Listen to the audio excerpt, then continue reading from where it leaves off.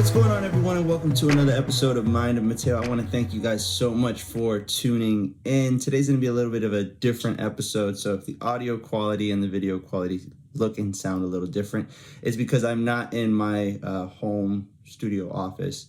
I have a lot of things going on right now. I've got some people staying with me, and so it's been a little difficult to record, but we are getting back into it today. For those of you who don't know, my son was born August 31st. Little Samuel Medina is here, and he is every bit of awesome that he can be. It was an interesting experience. I'm going to be doing a podcast episode and a video on the actual experience of what happened, how it happened, and all that kind of stuff at another time. But I remember I was telling my brother the other day. I said I remember when my dad used to tell me, "Oh, like there's some things you won't understand until you have your son or your kid." And I was like, "Man, what does that have to do with anything? I don't understand what that means. I mean, I can understand it now. What does that have to do with anything?" And now that I have a kid, I understand. I don't understand everything fully, but I do understand what he meant as to there's some things that you won't know until you actually experience it. And so shout out to my dad, because it's a great lesson, and it's something that now that I understand it, I can kind of see in other areas, other things that have been said to me where people have said, "Oh, well, you'll understand when you kind of go through that yourself." So, but having my son here is amazing. He is just a gift and a blessing, and he is just every bit of amazing. I can't believe that. It still blows my mind that my wife and I were able to create this little human being, and he's here. He's handsome. He's spunky and every bit of feisty, and we love him so much. And I hope to kind of showcase him off a little bit on my Instagram a little bit. Can't wait. But I wanted to do an episode today on a certain topic. I remember a few episodes back, I think it was about 10 or 15 episodes ago, I created an episode called How to Start. And it didn't hit me that I also should be creating an episode on how to stop. And what do I mean by that? Well, sometimes we allow things in life to get a little too much control over our lives, too strong of a hold over us. And it can be anything. It can be very little things. It can be very big things.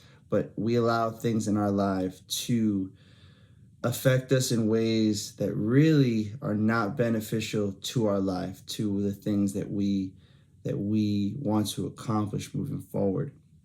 And they suck up a lot of the only thing that we really have that's extremely valuable in this life, which is time. And you can't get that back. And the thing that really sucks is it's not just the time that you can't get back. It's the missed opportunities that you may never experience again. And that's the part that really hurts, is not knowing what it is that you're actually missing. And in some cases, being ignorant to the fact that you're even missing opportunities is the scary part, is that you're not even aware of what you could potentially be missing. Just because you're so involved in this thing, whatever this thing may be. And one of the concepts that has helped me in my life, and I think has helped a few people that I've spoken with, is that there is this concept of everything has a cost, right? I think I said this in another episode, that everything has a cost. And there is a bill that will always come after you take an action, or an inaction for that matter. And that bill, you may be able to delay it, you may be able to pass it down the line, you may be able to push that thing into the future, but that bill will always come. It will never not come. So you have to be wary of that, because the thing is, everything has a cost. The bill's always going to come. And is it something that you want to pay for? Because if it's something you want to pay for, okay, cool. But if it's not, if you're allowing yourself to take these kind of actions that are not building into a life that you want to live or to things that you want to accomplish, then what's going to happen is you're going to end up being 40, 50, 60, and you're going to get hit with a bill that you're going to have to pay for and not going to want it. And what have you bought at the end of the day once you've paid that bill? Is it something that you even want to own? Too often we just float through life. And this is one of the problems. And it's really, I believe it's an issue with a lot of the culture here in America, that what it's such an entertainment and feeling based just economy and culture, how everything is meant to distract you and grab your attention and make you feel good and make you feel a certain way and all this kind of stuff. It's just, it's toxic at the end of the day. But anyways, so I want to talk about how to stop. And I have another episode. I will link it in the show notes as far as the first episode of how to start, so you can go and see that afterwards. But how to stop. And one thing that I thought about when making this episode was it requires you to self-evaluate. And it also requires you to use critical thinking, and it requires discipline. So a lot of people I don't think they ever get to this point, because it's tough. It's tough having to evaluate yourself, and then you're looking at things inside of you, things that you hold dear to you, and it's tougher to see something when you're up close, when it's this close to you. It's easier to see something when it's very far away and it's somebody else, because right in front of you it's apparent. But when you have to do some deep searching inside, that's when things start getting a little wishy-washy, and we tend to usually be subjective with ourselves. We don't tend to be objective with ourselves, and that makes it even more difficult. But you need to self-evaluate. This requires, you don't need to, but this requires you to self-evaluate, use critical thinking, exercise discipline. How do you know when you need to start the process? You're dependent on something that is not bringing you value or is making your life incrementally worse. And I say incrementally because a lot of times we don't feel like it's making our life worse right in the moment. It's let me smoke a little something, make me feel okay. Let me drink a little extra today. Let me do this. I want to relax. I want to, one of my favorite, one of my, I won't say favorite, one of the sayings that bothers me the most, because I used to use it so much, and I catch myself, I just need to relax. I just need to relax a little bit. Let me just do a little something of this. I just need to relax. Let me go watch a movie. I need to relax. I gotta do, and it's just bothersome, because it's rationalizing. But you get dependent on something that is not bringing you value. Now, I will leave dependent. You can figure out what that means to you. For me, I don't like there to be anything that I need, right? As far as like I need a day-to-day basis to operate, to exist. So this comes in the form of coffee. I often fast from coffee. I'll take a month, 2 months off sometimes. I'll take a few weeks off. It depends. I just don't want to be needing that in my life, because I notice when I get to the point where I'm drinking it every day, twice a day, I just, my day feels worse. My energy levels are garbage, and I don't feel good. So I need to remove that, because it's a luxury. It's something that's cool to have. It's, take a little bit here and there, but when it becomes a necessity, when it becomes I need it, when it becomes a part of what I do, that's when I believe it becomes an issue. And that's just me. You cannot agree with it. Cool. It's not the episode for you. But some examples of this are junk food, coffee, energy drinks, alcohol, weed, cigarettes, video games, certain relationships, yes, porn, Netflix, Hulu, any kind of entertainment. A lot of things that, if you noticed, will, and not so much the coffee or the energy drinks, but a lot of it will waste your time. And we use them for a lot of self-soothing and to, kind of calm our nerves or to enjoy life or whatever it may be. But really, you notice that it starts being a codependency. I mean, if you can't go a week without drinking a beer, I don't know. It's just me, but I think there's a little bit of a dependency there. If you can't go a week without drinking an energy drink, I know I put that on this list because I used to be massively addicted to those 5 hour energy drinks and the monsters. Because I at one point I worked a night shift, and other time I was working ton of hours, and I needed something to keep me awake, and then I'd be in the studio at night trying to make music. So I was massively addicted to 5 hour energy drinks to the point where I was taking like, I think 2 or 3 5 hours a day, and just to get like an hour or two of energy. And so I remember getting off of those, and going through like an emotional, and even it felt kind of physical withdrawal of those energy drinks. But things that you can't, or you haven't gone without for a while. The biggest argument that I hear, especially from people, specifically on weed and alcohol, is that oh, they don't need it, they're not addicted to it, but they haven't gone without smoking or drinking for more than a week in almost a decade, in years. So I don't know. Take that for what it's worth. I just don't believe in having something dominate your life silently or loudly for that long. And I'll show you why. Right. All these things can seem like they're helping you, but could cost you in the short and the long term. Missed opportunities. And I was working with someone with this week, and I was speaking to them, and I had the opportunity and the great pleasure of being able to just kind of help them. They hit a point in their life where they wanted some change, and some things were going on, and we got to look at just kind of their life and some of the decisions they made and what it comes down to. And that's kind of what spurred this whole episode of how to stop.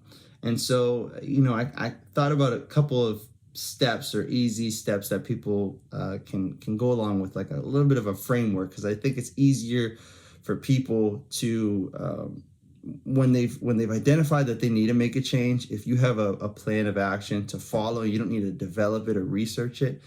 It helps out a lot. So what I thought about is this: you got to identify what it is that needs to change.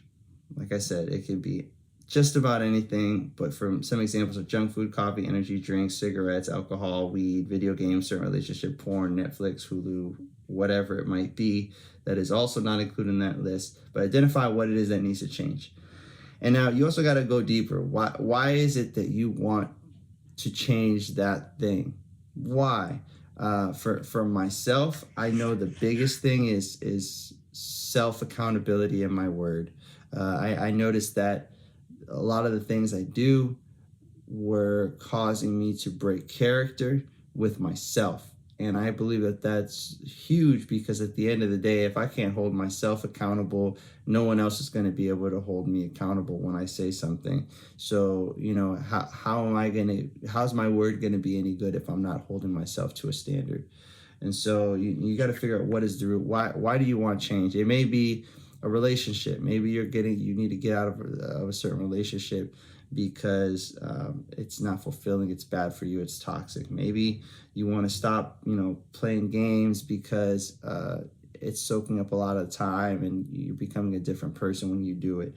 Maybe you want to stop looking at porn because you don't have any healthy relationships. You want to have a healthy relationship with the opposite sex or whatever, and that's your thing. Or maybe you want to get rid of Netflix or Hulu or any other kind of streaming because you want to take back your time because there's things in your life that you haven't accomplished that you need to accomplish. Whatever it may be, you got to look at what is the root, because if you just try to remove something to remove something, I can almost guarantee you it's not going to work, unless you're that kind of person that you can just cold turkey something, get rid of it, and never have to deal with it again in your life, in which case you were awesome. For me, it's not that easy. But so one, identify what needs to change. Two, go deeper. What is the root? Three, if possible, and I say this with a large disclaimer, I am not a medical professional. I'm not giving you any kind of counsel or telling you to do something, because there are some cases, like if you're like an extreme alcoholic, you can't just cold turkey something. It's just not safe. So, in those cases, seek medical help before doing anything. But I'm talking generally here with some of the other things like, junk food, coffee, energy drinks, again, weed, alcohol, cigarettes, porn, video games, all these kind of things. If possible, cold turkey. Why do I say that? Because you've already identified something that is not good in your life. And it could be, look, you don't have to never watch Netflix or Hulu or whatever it might be again. But for right now, in this moment, you've identified that you have an issue with that thing, and you need to move yourself away from it. And so even doing it in a seemingly small amount is not going to help you at this moment. It's not, and it's going to give you too many opportunities to fall back into it in a deeper way that you don't want to do right now. So just cold turkey it. Get rid of it. Get it out of your life. Don't do it. Just push it off for right now, especially for right now, because you've already identified it's not helping you. So why continue to do something that's not helping you? 4, I believe in starting with a foundation of health, discipline, and reward. And I'll show you what that means in a little bit, but you got to start with something. I'm trying to give you something to start with. It's going to help you. It's going to make you feel good. It's going to help you sleep at night, all that kind of good stuff. So start with that foundation of health, discipline, and reward. 5, get a membership at a local gym and work out as much as possible. Why do I say this? 1, it gets you out of the house. Being in the house, if you have your own place and you don't live with anyone else, or you live with someone even worse that is living the lifestyle that you're trying to get away from, you need to get out the house. You don't want to be by yourself. Boredom and stagnation is dangerous. You don't want to be alone with your own thoughts when you haven't built discipline around ways to control your time. Because otherwise what you're going to do is be tempted to do something and you're just going to go right back and fall back into it. Willpower is a muscle. It is not infinite. It is finite. It will run out, and then you're going to fall right back to where you were. So, get a membership at a local gym. Work out as much as possible. I say that because some people will say work out 2 times a week, work out 5 times a week, work out whatever many times a week. But really, I don't know your health background. Do what you can and push yourself is the biggest thing. Whether it's twice a week, 3 times a week, 4 times a week, I don't know. Do what you can do, but you want to get out of your place where you live. You want to get in a kind of semi-public area where you can work out, be around other people without having to have direct conversations if you don't want to have direct conversations, but at least you're around other people. You're building up your confidence in working out. I don't know anyone who can work out and not feel confident afterwards. It's going to also help to physically tire you out, which is going to help with sleeping at night.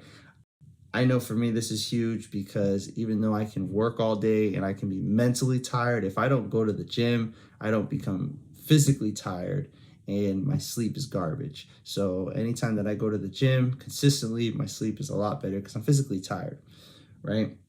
And then it also is a bit of a reward because you're going to release certain chemicals when you work out that are going to make you feel good. And that is important because the dopamine, all that other kind of chemicals that your body's releasing when you do that thing, when you work out, is going to help to fight off the need that you're feeling to have to do whatever it is, that other thing that used to give you those kind of good chemicals, right? And so 6, after you get 5 is get a membership at a local gym. 6, take care of the things that you've been neglecting. This could be housework, taking care of financials, finishing projects, etc. This is important. A lot of people don't like to do this, but I will tell you this, it goes back to self-character. Especially if you live by yourself, you don't have, your mom or your dad or your uncle or your aunt or whoever it is that you lived with before sitting there yelling at you that you got to clean stuff up, that you got to take care of things.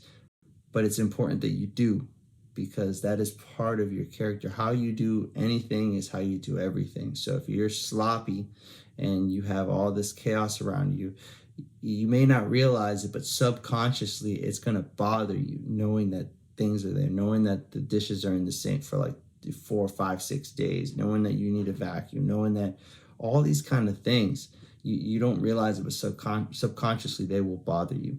And so go ahead and just power through it if you can. If you haven't been doing your housework, you got to mow the lawn, you got to do a few projects around the house, knock them out. You have to do it, because if you don't, they're going to build up. It's going to stress you out. That stress is then going to push you back towards whatever it was that brought you, happiness in the moment, whatever that might be. So you want to eliminate that. It's also going to keep you busy. It's going to keep you moving forward. And then you got it. At the end of it, you're going to feel good about yourself. It's going to make you feel like you accomplished something worth doing, right? So you want to take care of the things you've been neglecting. 7, I'm a Christian, so this applies to me. If you're not Christian, if you're whatever other religion, this, fill in the blank, but I'm Christian. And so I would say make an effort to go to church. Sundays, Wednesdays, small groups, whatever it may be, but make an effort to go to church. Why do I say this? Because most of the time, and this is very apparent to me, my moral values are derived from my faith and the way that I grew up, and it's derived from the choices that I've made and the lifestyle that I've chosen to live, and that aligns with my faith as a Christian. And so being around like-minded people who share moral values is important. It's very important. And you can kind of filter out who you hang out with and all this kind of other stuff, right? But you want to be around people with the same moral values as you. It's going to help out a lot. It's going to help, especially if you're, let's say you're single and you're looking for significant other. You want to be around people who kind of share the same moral values as you. It's going to give you a lot more opportunity to find someone significant that will be able to share life with. But it also, it'll keep you, again, out of the house. It'll keep you around people and things that are looking to make you better in most cases, and around those who share morals, make friends, meet new people, have new experiences. Most of the time it's going to be fun, right? And the last one, 8, is make healthy food choices. And this one's a bit tough. I don't know if I'll ever make an episode on like what I consider healthy food, because the issue is that there's so much data out there, right? And there's so many different things and studies, and you got so many different standards of what healthy is. But I'd say do a little bit of research. Go out. Don't just assume that you're eating healthy because you learned to eat certain foods growing up and that's what you assume to be healthy. Don't do that. Just go and do a bit of research, start looking around, and you'll start to figure out what foods are kind of healthier than other foods, and go from there, whether you want to do the organic route, non-GMO, whatever it might be. But do a little bit of research. It doesn't take very long at all. But then, make some healthy food choices.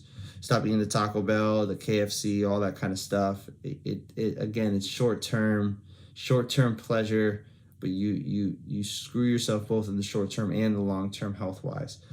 But eating the healthy foods is also going to, again, make you feel good about yourself. It's going to give you the energy that you need to go throughout the day, which is very important, because with lack of energy, almost exactly like lack of willpower, you start to make stupid choices, right? And the one thing I think that you're going to notice at this point, you say, wow, Mateo, how am I getting all the time to do all these things? Here we go. You're probably going to notice that sounds like a lot, but you're going to notice that you have the time to do all those things and maybe then some. And why is that? Because you're going to come to the realization that that thing that you have identified that you possibly want to make a change about is sucking up a lot more time than you think, right? You're going to notice you have a lot more time on your hands than you actually realize that you have to do things. And one of the things that I'm going to speak on next, because that's kind of like just the first part of it. That's not going to solve everything in the long run. That I'd say follow that process for a few weeks, month, 2 months if you need to, right? Just kind of get yourself on a different track, perform those steps. It'll help you get to a point where you are starting to get some semblance of control back in your life, right? But what you're going to notice is that you're going to have a lot more time on your hands than you realize. And I had somebody, they asked me the question, and it was really interesting because I've asked myself this question multiple times. They say, well, I have all this time on my hands now, I'm still doing all these things. What the heck do I do with all that time? I don't know what to do with the time. And this goes back to, if you don't assign a purpose to the time, what ends up happening is you regress. You end up falling back into some of the things that you don't want to do. And that is a beautiful, beautiful question to have, is what do I do with all this time? I'm going to help you out. I'm going to give you a little 4-step process for that. And that's going to help you. So go ahead and follow all these steps that I just mentioned up above. Identify what needs to change. Number 1, 2, go deeper. What is the root? 3, if possible, cold turkey. 4, start with the foundation of health, discipline, reward. 5, get a membership at a local gym. Work out as much as possible. 6, take care of things you've been neglecting. 7, dig into your faith. Like I said, I'm Christian, so this will resonate with a lot of Christians. Dig into your faith. 8, make healthy food choices. And then you're going to get into this next part, which is going to answer with the question of what do I do with all that time, right? Number 1, you got to sit down. You got to sit down and figure out what it is that you want from your life, okay? There's no way around that. I know a lot of people, this is very difficult because no one teaches you how to do this. They don't teach you to slow down, to sit down, to take a break from life. Go outside, sit at a cafe, whatever it might be. But you need to slow down and stop stimulating your brain with all these distractions. You need to sit with yourself and look at, what is it that I want?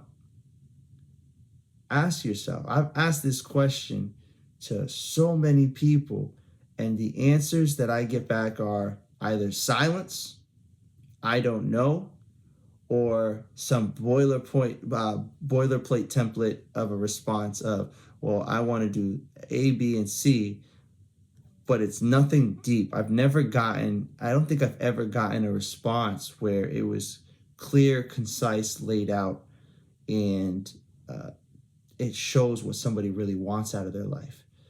I don't remember, and I never had this to in the beginning myself either. It took a while to figure out what it is that I want from my life.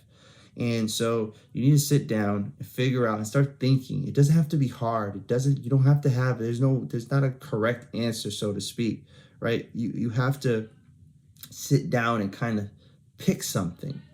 And to pick something, you need to know what your options are. You need to think about it. And so sit down, visualize what is it that I want from my life? What do I think? What do I believe will be fulfilling? What would I believe is a life worth living? And think about it, and then you're going to go to step 2, which is you got to write it down. If you don't write it down, it's going to shift. The goalpost will shift. It's going to change. You're not going to remember things. It's not going to be meaningful. And I'm going to say you probably just don't care about it, honestly. You're just saying something that makes you feel good or sounds good in step 1. But you want to write it down, put it somewhere that you can view it every single day. If you're working towards a project, right, at work, you've got many different things that you need to accomplish. But at the end of the day, you're always going to have something sitting in front of you showing what the goal is. So why would you do anything different with your own life, right? You need to have a goal. You need to go towards something and put it in a place that you can see it every single day. So you're working towards that goal. Because if not, like I said, you either don't care about it, or it's not something that you're going to do. You need to write it down, put it somewhere, because then you've kind of committed yourself to doing it. Look at that thing every single day and say, am I working towards that goal? Am I working towards that goal? I've fallen victim to this myself, even writing it down and putting up somewhere. If you're not careful in the things that you do, it just becomes another piece of paper. But the truth is that what you've written down, what you've put up on your wall, wherever you put it, becomes significant because you give it significance. right? You have to work at it every single day. And if you give it real meaning and significance and you work towards it, it'll do things for your life, not because of anything special, but because you're working towards a goal. It's all about the vision, all about keeping your eye, I guess the saying is that keep your eye on the ball, right? The ball moves around, keep your eye on it, because you'll keep going to it, right? Then you say, okay, Mateo, but great, okay, I figured out what I want from my life, but how the heck do I get there? Great question. I got an episode on reverse engineering. Go ahead and look it up. But I do this thing called reverse engineering. I didn't develop this. It's not mine. I've heard it from a million other people. It's nothing special. I don't take any credit for it. But think about where it is that you want to go, all right? And sometimes it's a little easier, instead of starting from where you are to going into an unknown place, it's a little easier to think backwards. So start from where you want to finish and then work your way backwards and see how many steps you can think about. That'll help you look, okay, this is where I want to go. This is where I am. If I start from where I want to go and work my way back to where I am, I can start to come up with logical steps that I can then take to get to where I want to go. It's a little easier that way, instead of taking on this monumental task of trying to figure out how to get there on a lifelong journey, right? And so reverse engineer how you're going to get there. It's not going to be perfect. It's not about being perfect. It's about giving yourself some form of steps to follow, creating a plan, right? Following a plan, is a lot easier than having to always seek and figure out and do all this stuff. Give yourself a plan. It's not going to be perfect. It may be very messy, but if you follow it, you're gonna see progress, right? And then you can edit it along the way as you learn more and more and more. All right, and then number 4. Number 4, take action today. Don't wait. You gotta take action today. The issue with not taking action is everyone feels like they have time. They feel like they have time to do all these things, and I'm going to tell you, you don't have time. I don't mean that in a cynical way or anything like that, but the truth of the matter is we give ourselves way more time than we actually need. And I remember seeing a post. It's a quote from, I see it everywhere, but if you give yourself 6 days to clean your room, it's going to take 6 days. If you give yourself 6 hours, it's going to take 6 hours. So it's all in the amount of time that you give yourself to accomplish something.